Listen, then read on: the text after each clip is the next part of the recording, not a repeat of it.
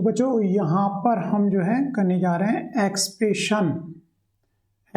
For the radial wave function. तो इससे पहले बच्चों हमने जो वीडियोस की थी उसमें जो हाइड्रोजन एटम के लिए बच्चों 3 इक्वेशंस हमने सेपरेट की थी। कौन सी? एक तो हमने की थी बच्चों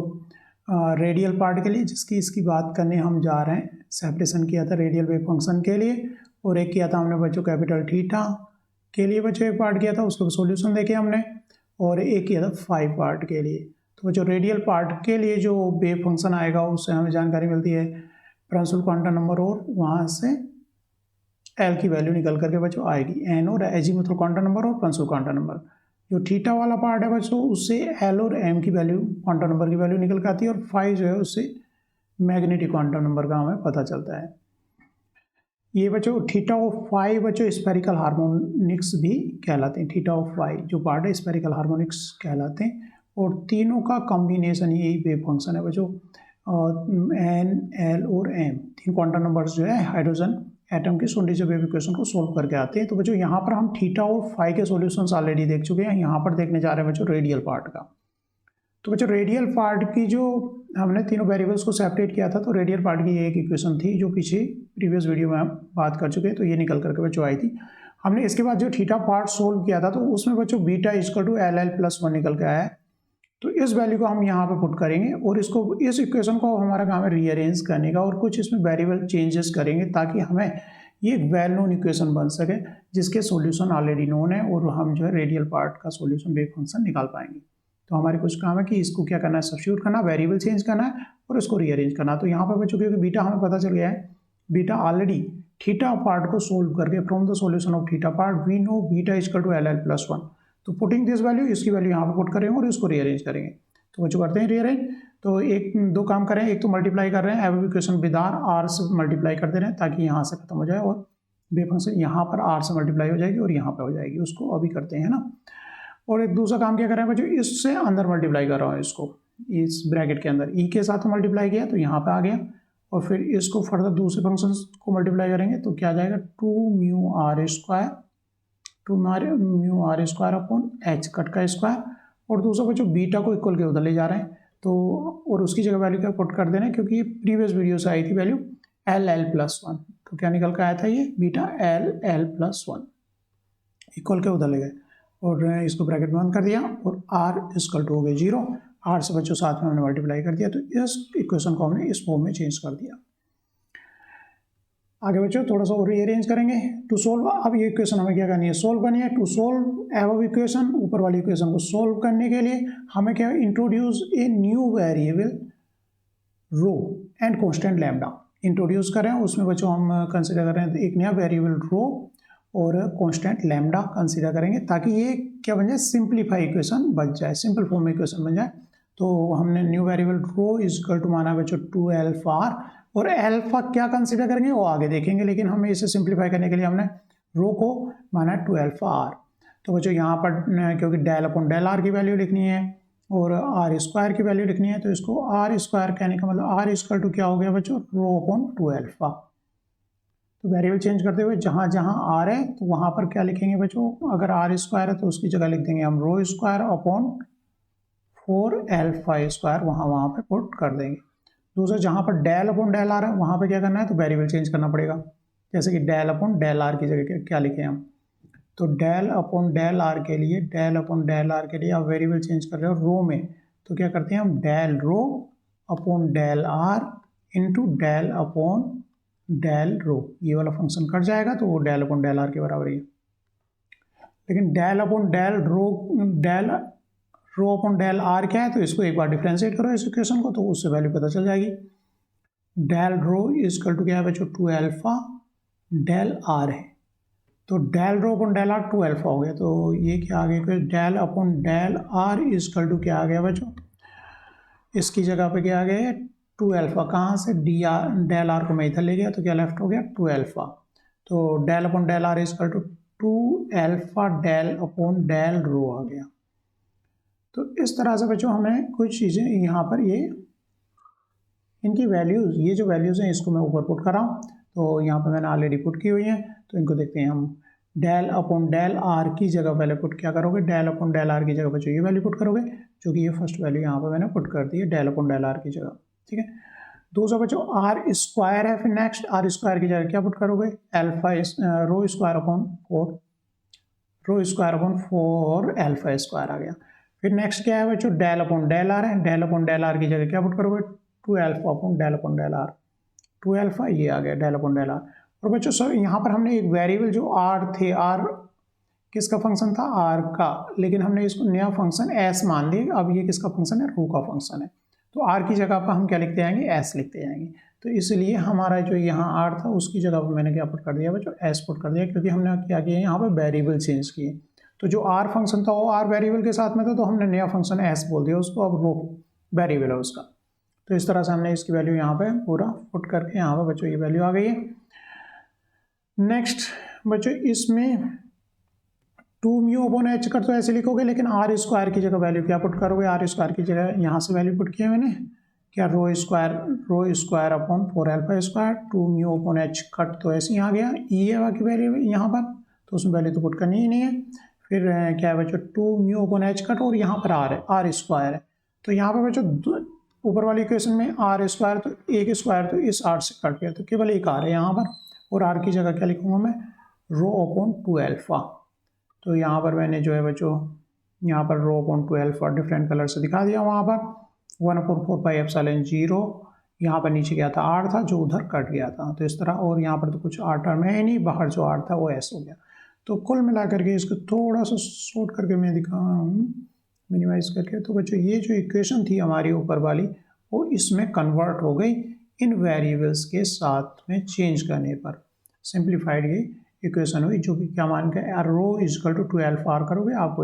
आर इजकल टू आर की जगह क्या रखना है, आर स्क्वायर की जगह क्या रखना है, और वेरिएबल चेंज कर रहे हैं तो डेल अपॉन डेल आर की जगह उनकी वैल्यू इस इक्वेशन में पुट हम कर रहे हैं। तो यहाँ तक कुछ नहीं है, वेरिएबल चेंज किए खाली हमने, और ये हमारी इक्वेशन आई थी बच्चों प्रीवियस इक्वेशन में, बीटा क्या आया था, l+1 आया था, इसकी वैल्यू रीअरेंज करके यहाँ पे गई, और उसके बाद क्या किया हमने, इस वेरिएबल चेंज करेंगे, वो भी क्या करके रो इजकल टू 2 एल्फा आर। तो इस तरह से बच्चों हमारी ये इक्वेशन बन गई है। इसमें अब अल्फा कंसीडर करते हैं कि अल्फा क्या है। तो बच्चों यहाँ पर मैं इस इक्वेशन को सिंप्लीफाई हो जाए तो यहाँ से क्या इक्वेशन ले रहा हूँ बच्चों, 2 म्यू कंसीडरिंग क्या कंसीडर कर रहा हूँ, क्या कंसीडर कर रहा हूँ, considering 2 mu upon h cut का स्क्वायर एल्फा स्क्वायर। तो यहाँ पर वेरिएबल रो क्या है बच्चों, वेरिएबल उसको छोड़ दे रहा हूँ, एनर्जी ई, ठीक है, और अपॉन 4 टर्म यहाँ पे मैं छोड़ दे रहा हूँ, h cut square alpha square e. ये एनर्जी होती है बच्चों निगेटिव में, यहाँ पर हम जब इलेक्ट्रॉन फ्री इलेक्ट्रॉन है, मतलब न्यूक्लियस से बाउंडेड नहीं है न्यूक्लियस से इलेक्ट्रॉन, तो इसकी एनर्जी जो कंसीडर करते हैं फ्री इलेक्ट्रॉन की, ये कैसा फ्री इलेक्ट्रॉन तो 0 कंसीडर करते हैं, लेकिन ये इससे अटैच हो गया तो इसकी कंसीडर करते हैं हम एनर्जी निगेटिव में, ये अट्रैक्शन फोर्स में आ गया। तो इसे ये जो एनर्जी लेते हैं हम बच्चों फ्री इलेक्ट्रॉन की 0 होती है, लेकिन जब वो एटम से अटैच हो गया तो निगेटिव में, मतलब बॉन्ड बना है, एनर्जी रिलीज हुई है, तो इसको निगेटिव में कंसीडर करते हैं। इस पूरी टर्म को मैं 1 कंसीडर कर ले रहा हूँ, तो यहाँ से मैं अल्फा डिसाइड कर ले रहा हूँ कि अल्फा जो हो गया, अल्फा स्क्वायर क्या हो गया, -2 mu upon h cut square e हो गया बच्चों। यहाँ से अल्फा जो कॉन्स्टेंट ऊपर कंसीडर किया ताकि क्वेश्चन सिंप्लीफाई हो जाए, तो यहाँ पर रो स्क्वायर अपॉन 4 हो गया, और बाकी क्या हो गया, सारी टर्म 1 हो गई। और दूसरा बच्चों यहाँ पर इसमें रो छोड़ते हुए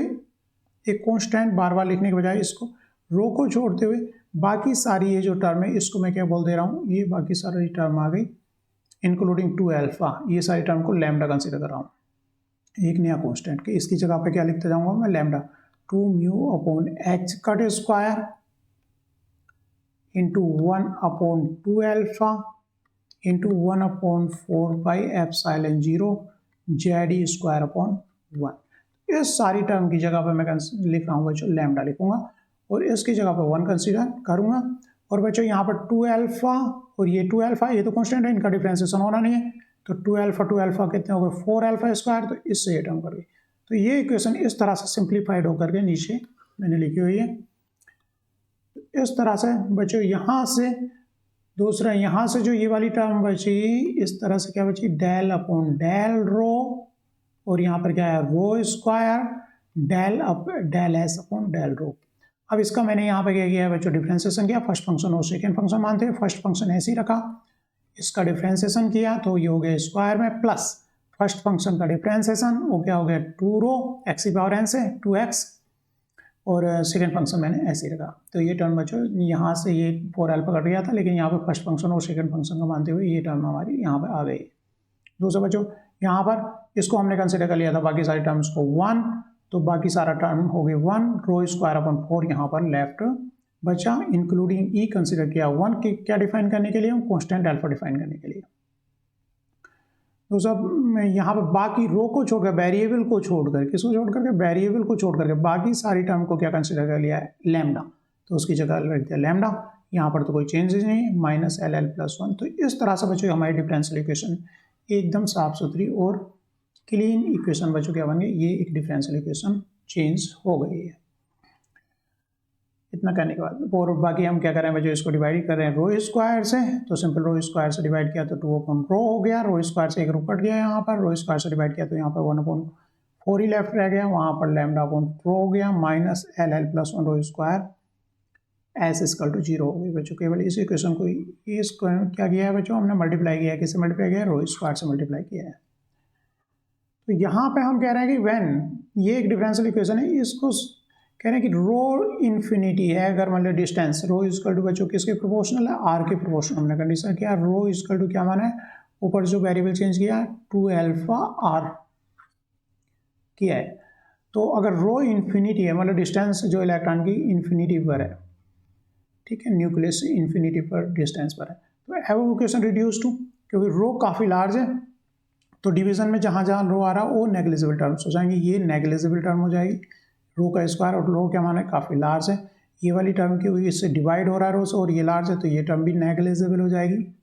नेग्लेक्टिंग ना, ये भी टर्म नेग्लेक्ट हो जाएगी और ये वाली टर्म भी नेग्लेक्ट हो जाएगी जहाँ जहाँ रो नीचे आ रहा है, क्योंकि ये क्या है लार्ज नंबर कंसिडर कर रहे हैं, तो ये इक्वेशन रिड्यूस हो जाएगी, छोटी हो जाएगी किसमें, इसमें। अब बच्चों ये एक सिंपल डिफरेंशियल इक्वेशन होगी किस कंडीशन के लिए, अगर रो क्या है काफ़ी लार्ज है, इन्फिनिटी की तरफ हो जा रहा है, तो इसका हम सिंपल कह सकते हैं कि एज जो फंक्शन होगा ए ऐसा फंक्शन होना चाहिए कि क्या है 1/4 आए और रिपीट हो एस। तो ऐसे कौन से फंक्शन है बच्चों, ई की पावर के फंक्शन है,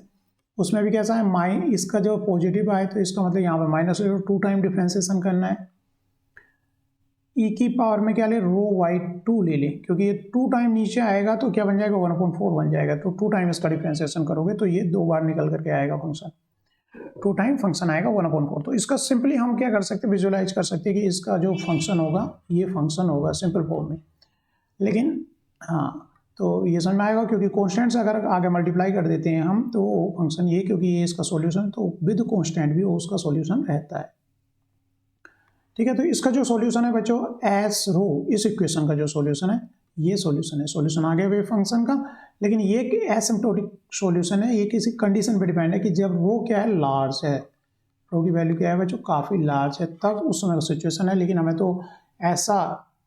रेडियल वेव फंक्शन है, एक वेव फंक्शन आ गया जो हम निकालना चाह रहे थे, लेकिन ये केवल लिमिटेड है, जब रो लार्ज है उस समय के लिए सॉल्यूशन है। तो हमें कैसा चाहिए जो हर जगह एप्लीकेबल हो, जो इलेक्ट्रॉन न्यूक्लियस के क्लोज है या दूर है, एक जनरल सॉल्यूशन हमें चाहिए उसका। तो हम कह रहे हैं कि यहाँ पर हमें एक ऐसा फंक्शन है जो कि हर जगह उसको एडजस्ट कर रहा है, तो हमारे एक जो है बच्चों ये फंक्शन ये वेव फंक्शन होगा, लेकिन हमें क्या नहीं पता यहाँ पर एफ क्या है, तो एफ को कैलकुलेट करना पड़ेगा, निकालना पड़ेगा रीजन। अब ये जो है बच्चों सॉल्यूशन किसका है, इस इक्वेशन का ये सॉल्यूशन है, और इसमें लेकिन हमने एक फंक्शन लगा दिया जो कि किसको कर रहा होगा, ये लार्ज केवल तब सॉल्यूशन था, लेकिन यहाँ पर क्या कह दिया एफ एक वेरिएबल के साथ में हमने एफ एक फंक्शन से मल्टीप्लाई यहाँ पे किया है, और ये एक जनरल सॉल्यूशन है ऐसा हम कह रहे हैं। लेकिन ये जनरल सॉल्यूशन किसका है, इसका, इस इक्वेशन का, इसका मतलब ये क्या है जो एफ हमें कैलकुलेट करना है, तो इस क्योंकि ये सॉल्यूशन इस इक्वेशन का ये सॉल्यूशन है, तो इसमें रखने पर ये इसको क्या करना चाहिए, सेटिस्फाई करना चाहिए, इक्वल टू 0 आना चाहिए। तो इसकी इक्वेशन को बच्चों हम क्या करें, इसमें पुट कर रहे हैं 2 टाइम इसका डिफ्रेंसिएशन कर रहे हैं, इसका 2 टाइम डिफ्रेंसिएशन करके यहाँ पर रख दे रहे हैं, एक बार डिफ्रेंशिएट करके यहाँ पर रख दे रहे हैं, और बच्चों एस की वैल्यू यहाँ से रख दे रहे हैं। तो ऐसा 2 टाइम डिफ्रेंशिएशन करना पड़ेगा, 1 टाइम डिफ्रेंशिएट करके फिर 2 टाइम, और फिर उनको सबको क्या करना पड़ेगा, रीअरेंज करना पड़ेगा। तो इसको मैं यहाँ पे क्या लिख रहा हूँ, डायरेक्ट इक्वेशन लिख रहा हूँ, और आपको सजेस्ट कर रहा हूँ कि उसको डायरेक्ट याद कर लो एग्जाम में, इतना टाइम तो होता नहीं है 2 बार डिफ्रेंशिएट किया जाए, लेकिन सिंपली इसका क्या है, 2 टाइम डिफ्रेंसिएशन है और फिर एक बार डिफ्रेंसिएशन है और उसका रीअरेंज किया हुआ है। तो substituting this in above equation, जो ऊपर वाली इक्वेशन है उसमें सब्स्टिट्यूट करेंगे तो बच्चों ये अब एफ के टर्म में इक्वेशन बन जाएगी। जो ऊपर वाली इक्वेशन है वो किस टर्म में आ जाएगी, एस की जगह एफ के टर्म में आ जाएगी। जब हम इसका सॉल्यूशन इसमें पुट, ये सॉल्यूशन हम 2 नंबर का पुट कर रहे हैं ऊपर, एफ के टर्म में डिफरेंशियल इक्वेशन आएगी तो सिंपल है याद करना, क्योंकि डिफरेंशियल इक्वेशन है, ये टर्म तो आएगी डबल डिफरेंशिएशन वाली टर्म, फिर सिंगल डिफरेंशिएशन वाली टर्म और फिर एफ आएगा। तो इनके आगे जो कोफिशिएंट है, क्योंकि रो स्क्वायर से हमने ऊपर मल्टीप्लाई किया तो रो स्क्वायर प्लस 2 रो माइनस रो स्क्वायर आ गया, रो स्क्वायर यहाँ पर ये तो 2 रो माइनस रो स्क्वायर, फिर बच्चों यहाँ पर एफ के साथ में ये टर्म है तो इसलिए मैं याद करना है इसको, lambda minus 1 rho minus l l plus 1 minus l l plus 1 क्या, लैम्डा माइनस 1 रो में से। तो ये बच्चों ये डिफरेंशियल इक्वेशन सीधी याद कर लीजिए, डबल टाइम डिफरेंशिएशन, फिर और वहाँ पर वैल्यू इतना मैथ करने के बजाय आप एक बार उसको करके देख लो। ये इक्वेशन फाइनली हमारी ये निकल करके आएगी, जिसको मैं अभी आपको दिखा दूंगा कि किस तरह से किया गया, वो मैंने अलग से लिखा हुआ है। आगे बढ़ते हैं, तो ये एक इक्वेशन आई, लेकिन इस इक्वेशन को सोल्व करेंगे तो एफ की वैल्यूज आएंगी। तो बच्चों इसका जो है सॉल्यूशन, इस डिफरेंशियल इक्वेशन के solution is determine using power series method से इसके सॉल्यूशन निकाले जा सकते हैं, जिससे कि एफ की वैल्यू में पता चल जाएगी। एफ की वैल्यू यहाँ पर पुट करेंगे तो हमारा जो है बच्चों रेडियल वेव फंक्शन आ जाएगा। तो इस इक्वेशन को सोल्व करने का क्या तरीका है, इसका series method, power series method. लेकिन जो हमने सिंपल हार्मोनिक में केवल ये सीरीज लिखी थी, लेकिन यहाँ पर एक एक्स्ट्रा फैक्टर इसकी मल्टीप्लाई कर दिया, क्योंकि यहाँ पर एक्स्ट्रा रो स्क्वायर है, यहाँ पर ये फंक्शन है। तो रो की यहाँ पर बच्चों कुछ टर्म्स रहेंगी, तो एस भी अननोन है, यहाँ पर कोई भी रो की पावर होगी। तो आगे तो इस तरह से बच्चों इसका ये फंक्शन है, जैसा कि सिंपल हार्मोनिक ऑक्सीलेटर में हमने जो है उसको स्टेप बाय स्टेप जो है किया हुआ है। तो सीरीज मेथड से इस इक्वेशन को सोल्व किया जा सकता है, डिफरेंशियल इक्वेशन को यूजिंग पावर सीरीज मेथड। तो ये बच्चों पावर सीरीज लिखी हुई है, A0 A1 रो प्लस A2 रो स्क्वायर, क्योंकि इसका वेरिएबल क्या है, रो वेरिएबल है, A3 रो की वैल्यू, लेकिन हम आगे जो फंक्शन ले रहे हैं रो की पावर S ले रहे हैं। ठीक है, तो इस इक्वेशन का जो सॉल्यूशन है बच्चों ये, लेकिन यहाँ पर हमें कोफिशिएंट बताना ही है। तो यहाँ पर there various f rho of the above equation are in polynomial series, इसके बहुत सारे सॉल्यूशन है जो कि पोलिनोमियल सीरीज है। Each of which must be restricted to a finite term if the solution remain finite everywhere. अगर हम finite solution चाह रहे हैं तो ये जो है टर्मिनेट होनी चाहिए, आगे के कोफिशिएंट कुछ क्या होनी चाहिए, इन्फिनिटी तक नहीं आने चाहिए, एक समय के बाद कोफिशिएंट क्या होनी चाहिए, 0 होनी चाहिए, सीरीज क्या होनी चाहिए, टर्मिनेट होनी चाहिए। तो ऐसी रिस्ट्रिक्शन जो है, ऐसी कंडीशन हमें लीड टू द रिक्वायरमेंट, क्या रिक्वायरमेंट की एस जो ये टर्म है ये निकल कर आता है, वो रिस्ट्रिक्शन हम पुट करते हैं तो एस निकल करके आता है एजीमुथल क्वांटम नंबर, और जो लैम्डा की वैल्यू जो निकल के आती है यहाँ पर, इसमें जो लैम्डा है, लैम्डा क्या निकल के आता है बच्चों, लैम्डा इक्वल टू निकल करके आता है एन, प्रिंसिपल क्वांटम नंबर निकल करके आता है जब ये पुट करते हैं रिस्ट्रिक्शन कि हमें जो फाइनाइट सॉल्यूशन चाहिए ये इन्फिनिटी तक नहीं जाना चाहिए, नहीं तो हमारा जो वेव फंक्शन हो जाएगा वो क्या हो जाएगा, इन्फिनिटी हो जाएगा। Hence the solution of radial part. उसके बाद हम सीधे रेडियल पार्ट के सॉल्यूशन लिख रहे हैं। तो यहाँ तक हमने रेडियल पार्ट के सॉल्यूशन किस तरह से बच्चों निकाले हुए थे, हमने कहा था कि एस वेरिएबल में हमने एस फंक्शन में उसको चेंज किया था, रो वेरिएबल है जिसका, हमने कहा था उसका सॉल्यूशन ए ई की पावर माइनस रो बाई 2 होगा, ये एक सॉल्यूशन था। लेकिन ये केवल क्या था, एसिम्प्टोटिक सॉल्यूशन था, जब रो की वैल्यू क्या थी, लार्ज थी, उसके लिए था। फिर हमने क्या कहा था, यहाँ पर कोई फंक्शन ऐड कर, रो इक्वल टू ये एफ फंक्शन कंसिडर कर लिया था यहाँ पर, ताकि ये एक जनरल सॉल्यूशन है, ई की पावर माइनस रो बाई 2। तो फिर बच्चों एफ के टर्म में हमने क्या किया है, फिर इस इक्वेशंस को ऊपर वैल्यू इसकी पुट करके यहाँ एफ में ले आए। फिर कह रहे हैं कि ये सीरीज सॉल्यूशंस हैं, तो ये बच्चों इसका एक सीरीज सॉल्यूशन है। वहाँ पर हमने कहा कि एफ जो है बच्चों सीरीज सॉल्यूशंस हैं, तो इसके सॉल्यूशन जो हैं एफ इज इक्वल टू रो की पावर एस निकल करके आया एल, यहाँ पर कह दिया कि एस क्या निकल करके आया एल, और यहाँ पर जो है बच्चों ये एसोसिएटेड लेगुरे पोलिनोमियल्स हैं, जिसको हम इस तरह से लिखते हैं एल 2l + 1 n + l। तो इसकी वैल्यू इस तरह से पुट करें, इसके सॉल्यूशन ऑलरेडी नोन है इक्वेशन के, तो आगे बच्चों हम इनके सॉल्यूशन सीखेंगे। तो आर जो रेडियल फंक्शन है उसको किस तरह से लिखा जा सकता है बच्चों, जैसे ये आया एफ की वैल्यू आई है, एफ क्या मतलब रो की पावर एल और एसोसिएटेड लेगुरे पोलिनोमियल्स, जिसको किस तरह लिख रहे हैं, L N plus L, N क्या है principal quantum number, plus L azimuthal quantum number, और 2l+1, और फंक्शन ई रो की पावर 2, जो कि हम पहले से फंक्शन में ई रो की पावर 2 लेके चल रहे थे, तो फंक्शन है। और आगे क्या आएगा बच्चों, यहाँ पर आएगा किसी वेव फंक्शन में नॉर्मलाइज वेव फंक्शन एन। तो इस तरह से बच्चों रेडियल वेव फंक्शन हमारा ये निकल करके आता है। Hence the solution of radial part का सॉल्यूशन क्या बच्चों ये, लेकिन यहाँ पर सारी टर्म तो उन्होंने, ये एल क्या है एजीमुथल क्वांटम नंबर है, रो हमने जो है बच्चों आर को कंसीडर किया, ये 2α रो कंसीडर किया था उस समय, वेरिएबल जब चेंज किए थे। तो बाकी ये लैंगुरे एसोसिएटेड लैंगुरे पॉलिनोमियल क्या है, एसोसिएटेड लैंगुरे पॉलिनोमियल, इसकी वैल्यू क्या रहेगी बच्चों, जो लैंगुरे पॉलिनोमियल्स है उसको कितने टाइम डिफरेंस है, 2l+1 टाइम डिफरेंसेशन है, 2l+1। लेकिन एल एन प्लस एल की वैल्यू क्या है, एल एन प्लस एल, जो कि इस इक्वेशन सॉल्व करके यहाँ पे आगे हम देखेंगे तो याद हो जाएंगे फंक्शन। खाली ये जो ऊपर लिखा हुआ है ऑर्डर, उतने टाइम उसका क्या है डिफरेंसेशन है इस फंक्शन का। लेकिन ये फंक्शन एन प्लस एल क्या है, N plus L time differentiation है बच्चों इस फंक्शन का। ये फंक्शन क्या है, rho N plus L E की पावर माइनस हो, तो और इसको मल्टीप्लाई किया गया ई की पावर रो से। तो इधर जो फंक्शन है जिसका डिफरेंशिएशन होना है वो क्या है, ई की पावर माइनस रो, यहाँ पर ई की पावर रो, और उसके साथ में बच्चों मल्टीप्लिकेशन किसकी है, rho N plus L. N plus l हमारा क्या है, एल एजीमुथल क्वांटम नंबर और एन प्रिंसिपल क्वांटम नंबर, और रो क्या है बच्चों, रो जो हमने ये वेरिएबल यहाँ वेरिएबल कंसिडर किया है। तो इसको जितने टाइम हमें N equal to 0 L equal to 1 जिसके लिए भी क्वांटम नंबर्स निकालना, तो पहले हमें एन प्लस एल सोल्व करना होगा, आगे हम करेंगे, उसकी वैल्यू यहाँ पे पुट करेंगे और उसको फिर 2l+1 टाइम फर्दर डिफ्रेंशिएट कर देंगे और यहाँ पे पुट करेंगे। तो इस तरह से, और ये जो वेव फंक्शन है ई की power minus rho y2 asymptotic जो सॉल्यूशन है वहीं से ये फंक्शन एक्सपोनेंशियल फंक्शन वहाँ से आ ही रहा है। तो लेकिन बच्चों एन जो हमारा क्या है नॉर्मलाइजेशन फैक्टर है उसकी वैल्यू देखते हैं यहाँ पर क्या है। तो रो बच्चों, रो जो है यहाँ पर रो इक्वल टू क्या माना था, 2α आर, लेकिन अल्फा जो बच्चों यहाँ पे सोल्व करके हमने सिंप्लीफाइड पे में Z charge on the nucleus upon Ne0, ठीक है। इसको देख लो, रो इक्वल टू क्या है 2z अपॉन Ne0। अल्फा जो ऊपर कंसीडर किया है उसमें हमने A0 जो कॉन्स्टेंट को है ना, ग्रुप ऑफ कॉन्स्टेंट को ए नोट कर दिया है, ठीक है। तो नॉर्मलाइजेशन की जो वैल्यू आ रही है बच्चों, तो जो यहाँ पर ये फैक्टर है, तो इस नॉर्मलाइजेशन फैक्टर बच्चों क्या निकल कर आ रहा है, यहाँ से ये 2z अपॉन Ne0 याद करने में इजी होगा, क्योंकि rho equal 2z upon Ne0 आ रहा है, तो इसकी पावर कितनी है बच्चों 3 है, n minus L minus 1 factorial है upon 2n n plus l factorial की पावर q और टोटल 1/2 फैक्टोरियल है, ठीक है। जो इसको 3-4 बार लिखोगे तो इजीली याद रह जाएगा। इसके आगे देखते हैं बच्चों एनर्जी का एक्सप्रेशन। तो बच्चों हमने क्या क्या किया है यहाँ पर, एक बार फिर से मैं बताऊँ, सिंपल है, ज़्यादा डिफिकल्ट नहीं है।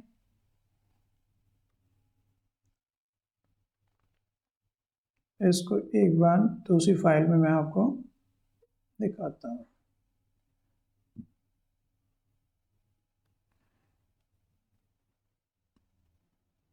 तो बच्चों यहाँ पर हमारी क्या आई थी, ये एक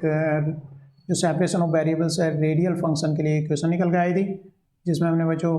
क्या लिखा, बीटा इक्वल टू LL+1 लिखा और इसको इधर ले गए और इससे अंदर मल्टीप्लाई किया, तो हमारी एक इक्वेशन ये बनी। फिर बाद में क्या किया है बच्चों, हमने वेरिएबल चेंज किए हैं, वेरिएबल चेंज करने पर क्या है, रो इक्वल टू 2α, तो हमने यहाँ पे बच्चों del upon del R differentiate करके और आर की जगह क्या लिख रहे हैं बच्चों, एस रो लिख रहे हैं। तो इसमें सारी वैल्यू पुट किए हैं, तो ये इक्वेशन बच्चों यहाँ पर पुट करने पर आ गई है। फिर क्या किया है हमने यहाँ पर बच्चों इसका अल्फा को डिसाइड करने के लिए कि अल्फा है क्या, इस सारी वैल्यू को क्या कर लिया 1, तो अल्फा स्क्वायर बच्चों ये आ गया, और लैम्डा इस रो को छोड़ करके बाकी को हमने क्या कर दिया कांस्टेंट लैम्डा कंसीडर कर लिया, जो बाकी सोल्व होने पर आगे सोल्व करने पर लैम्डा जो पता चला कि ये तो किसके इक्वल है, प्रिंसिपल क्वांटम नंबर के इक्वल है, n for principal quantum number के इक्वल लैम्डा हमारा आ रहा है। तो ये इक्वल टू किसके हो गया, n के इक्वल वहाँ पर आ गया है। तो एबव इक्वेशन को जो ये ऊपर वाली इक्वेशन है इस तरह से ये जो कंसिडर किया, उसके बाद ये इस फॉर्म में सिंप्लीफाइड फॉर्म में आ गई है। इसको रो स्क्वायर से मल्टीप्लाई किया तो ये इक्वेशन बन गई है। हमने कहा कि रो जो है लार्ज वैल्यू के लिए, तो लार्ज वैल्यू के लिए जहाँ जहाँ रो नीचे आ रहा है लार्ज करा तो वैल्यू क्या हो जाएगी, नेग्लेजिबल हो जाएंगी। तो सारी यहाँ पर भी रो आ रहा है, यहाँ रो आ रहा है, रो स्क्वायर आ रहा है, तो सिंप्लीफाइड इक्वेशन ये बनेगी। तो यहाँ से अगर सिंप्लीफाइड इक्वेशन मतलब जब रो लार्ज है तो उसके लिए वेव फंक्शन क्या होना चाहिए, ये वेव फंक्शन होना चाहिए। लेकिन ये तो एक जनरल सॉल्यूशन नहीं है, केवल लार्ज वैल्यू के लिए होगी। तो इसको बच्चों हमने किया गया है एक फंक्शन और कंसिडर किया जो कि इसकी वैल्यू को एडजस्ट करके हर जगह एप्लीकेबल हो। लेकिन ये फंक्शन क्या है, इसको फाइंड करने के लिए इस इक्वेशन के अंदर इसकी वैल्यू हमने पुट की है। तो एफ के टर्म में वैल्यू हो गई है। तो फाइनल इक्वेशन जो आई थी डबल डिफरेंसेस बच्चों ये फंक्शन ये और ये, और बाकी कोफिशिएंट इसके याद कर लेने, डायरेक्ट लिख लेना है इसको। Rho square two rho minus rho square lambda minus 1 rho minus l l plus 1 F. तो बच्चों ये एक डिफरेंशियल इक्वेशन हमारी आई। इसके जो सॉल्यूशन है वो सीरीज मेथड से सोल्व किए जा सकते हैं। सीरीज मेथड जैसा कि हमने सिंपल हार्मोनिक ऑक्सीलेटर में किया है, ये बच्चों एक सीरीज की फॉर्म है, रो वेरिएबल है जिसमें आगे कोफिशिएंट है। लेकिन यहाँ पर एक एक्स्ट्रा टर्म, वहाँ के कंपेरिजन में यहाँ पर एक एक्स्ट्रा टर्म है क्योंकि यहाँ पर भी एक रो स्क्वायर आ रहा है, तो रो की कुछ पावर रहेगी। तो हमने कहा कि ये जो सॉल्यूशन है लेकिन क्या होने चाहिए बच्चों, ये टर्मिनेट होने चाहिए, फाइनाइट सॉल्यूशंस होने चाहिए, इन्फिनिटी तक नहीं जाने चाहिए, नहीं तो वेव फंक्शन क्या हो जाएगा, साइज जो है फाइनाइट ना रह करके इन्फिनिटी हो जाएगा और तो एक्सेप्टेबल सॉल्यूशन नहीं रहेगा। तो यहाँ पर कुछ रिस्ट्रिक्शंस लगी हैं। जब हम कोफिशिएंट की वैल्यू निकालने की ट्राई किया था जैसे कि सिंपल हार्मोनिक ऑक्सीलेटर में हमने क्या, तो रिस्ट्रिक्शन की हमने बात की, एस यहाँ पर ये जो वैल्यू ऐसा एस का निकल का है मतलब क्वांटम नंबर, और जो लैम्डा ऊपर हमने कंसिडर किया था, तो बच्चों यहाँ जो लैम्डा निकल करके आ रहा है इसकी वैल्यू जब यहाँ पर पुट करके सोल्व करेंगे तो लैम्डा इक्वल टू क्या निकल कर आ रहा है, प्रिंसिपल क्वांटम नंबर यहाँ से निकल के आ रहा है। जब ये रिस्ट्रिक्शंस लगाई जा रही है कि इसकी वैल्यू क्या होनी चाहिए, फाइनाइट होनी चाहिए। ठीक है, तो बच्चों हमारी इस तरह से सॉल्यूशन जो हमने सिंपल एसिम्प्टोटिक सॉल्यूशन तो पहले बात कर ही ली थी कि ये होगा ए ई की पावर माइनस रो बाई 2 होगा, लेकिन ये हमने जनरल सॉल्यूशन बनाने के लिए एफ रो ई की पावर माइनस रो बाई 2, तो एफ में जो टर्म किया था तो एफ क्या निकल करके आया हमारा, रो की पावर एल, और ये लैंगुरे पोलिनोमियल्स निकल के लैंगुरे पोलिनोमियल एसोसिएटेड लैंगुरे पोलिनोमियल निकल के आया एन प्लस एल ई की पावर माइनस रो बाई 2। लेकिन इसके आगे क्या होगा बच्चों, हमारा एक नॉर्मलाइजेशन कॉन्स्टेंट से वेव फंक्शन नॉर्मलाइज करना होता है वेव फंक्शन, तो ये कुल मिलाकर रेडियल पार्ट का वेव फंक्शन हमारा निकल करके आया है, जिसमें लैंगुरे पोलिनोमियल जो है बच्चों, लैंगुरे पोलिनोमियल की वैल्यू क्या होती है बच्चों, जितने ऑर्डर किए तो उतनी बार डिफरेंशिएट करना है इस फंक्शन को। लेकिन ये फंक्शन है क्या, ये फंक्शन बच्चों ये है, इसको n प्लस एल रह गया तो इसको n plus L time differentiate करना होता है। यहाँ पर दो है, तो ई की पावर माइनस रो और रो की पावर n प्लस एल को, और आगे मल्टीप्लाई किसके ई की पावर रो से, तो यहाँ के ई की पावर रो है और यहाँ पर ई की पावर माइनस रो है, जहाँ पर rho equal to 2z upon n square r है। तो बच्चों इसकी वैल्यू हमने a0 को, बाकी कांस्टेंट है तो उनको उनकी जगह पे a0 लिख दिया है, इसको सिंप्लीफाइड फॉर्म में कर दिया। नॉर्मलाइजेशन फैक्टर क्या होगा बच्चों, ये जो नॉर्मलाइजेशन फंक्शन नॉर्मलाइज किया कैसे है, रेडियल फंक्शन उसका कॉम्प्लेक्स कॉन्जुगेट रेडियल फंक्शन का r और D tau del tau equal to 0, और जो लिमिट हमारी 0 टू इन्फिनिटी से यहाँ पर हमने इस तरह से इसको नॉर्मलाइज किया, एक नॉर्मलाइजेशन फैक्टर से मल्टीप्लाई करते हुए। तो नॉर्मलाइजेशन फैक्टर है, इसको इंटीग्रेट करके फिर क्या निकल गया, 2z अपॉन एन ए की power cube n minus L minus 1 factorial upon 2n n plus N की पावर क्यू, यहाँ पर फैक्टोरियल n प्लस एल का फैक्टोरियल और उसका क्यू है की पावर हाफ, टोटल की पावर हाफ। बच्चों एनर्जी का एक्सप्रेशन, क्योंकि पीछे जो हमने कंसिडर किए थे ऊपर, वहाँ से ये उठा करके रखे हुए हैं, हमने लैम्डा कंसिडर किया था और हमने इस ये टर्म जो equal to 1 alpha square equal to this, तो यहाँ से बच्चों क्योंकि लैम्डा निकल करके आया n, तो ये एक्सप्रेशन हो गया n के लिए, लैम्डा की जगह क्या रख दिया हमने, n रख दिया, और इसकी अल्फा की वैल्यू बच्चों कहाँ से रख दी, यहाँ से उठा करके रख दी, तो ये क्या हो गया, इसके स्क्वायर रूट हो गया, और एक आगे माइनस यहाँ पर है, एक माइनस टर्म यहाँ पर हमारी चल रही है। तो बच्चों यहाँ से फिर फर्दर मैंने क्या किया, इसका स्क्वायर किया ताकि कुछ टर्म कट जाए। तो इस तरह से बच्चों ई इक्वल टू, ई को रीअरेंज किया इधर बाकी टर्म्स को काटते हुए, तो हमारा एनर्जी का फार्मूला ये निकल गया, जो कि बच्चों ये जो टर्म है ये रिडवर्क कांस्टेंट के बराबर होती है। सिंप्लीफाइड 12th में आपने ये फार्मूला बच्चों देखा ही होगा, e equal to minus Rydberg constant z square upon n square, जिसकी वैल्यू बच्चों इलेक्ट्रॉन वोल्ट में minus 13.6 z square upon n square रहती है। तो ये सारी कांस्टेंट कहाँ पर है, रिडवर्क कांस्टेंट के बराबर है। ठीक है, ये इलेक्ट्रॉन वोल्ट में इस तरह से एनर्जी का फार्मूला आपने पढ़ा हो, तो ये फार्मूला यहाँ से एनर्जी का बच्चों निकल के आता है। ठीक है, तो इस तरह से बच्चों इस वीडियो में इतना ही। Thank you.